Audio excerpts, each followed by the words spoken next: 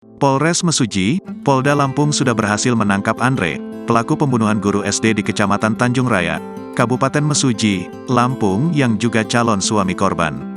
Kapolres Mesuji AKBP Ade Hermanto mengungkapkan motif pelaku membunuh calon istrinya itu karena rasa cemburu. Pelaku melakukan perbuatannya tersebut karena rasa cemburu dengan teman lelaki korban, ujarnya. Ditambah, pelaku juga merasa kesal dengan korban karena tanggal pernikahannya telah diubah secara sepihak.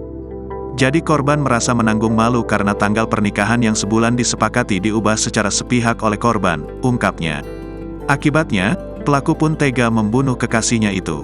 Tidak sampai di situ, usai melakukan pembunuhan pelaku pun sempat membuat alibi agar tidak tertuduh sebagai pembunuh calon istrinya. Jadi pelaku ini telah menyusun alibi sehingga seolah-olah dia tidak melakukan pembunuhan tersebut, ucapnya. Adapun alibi yang dilakukan pelaku dengan mengajak rekan korban bernama Siti untuk makan, agar seolah-olah tidak terjadi apa-apa. Kemudian pelaku juga sempat akting berpura-pura pingsan di kantor pelaku usai mendengar korban telah meninggal dunia. Alibi lainnya, pelaku juga datang ke rumah orang tua korban dengan melakukan hal yang sama. Sebelumnya diberitakan, guru SD di Mesuji bernama Rosia Aprilia, tewas dibunuh oleh calon suami korban bernama Andre Armanda.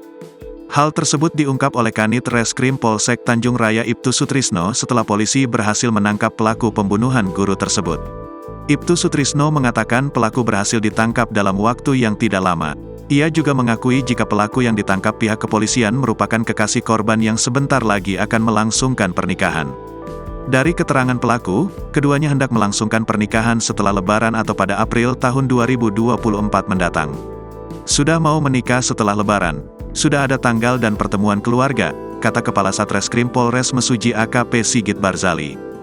Download Tribun X sekarang, menghadirkan lokal menjadi Indonesia.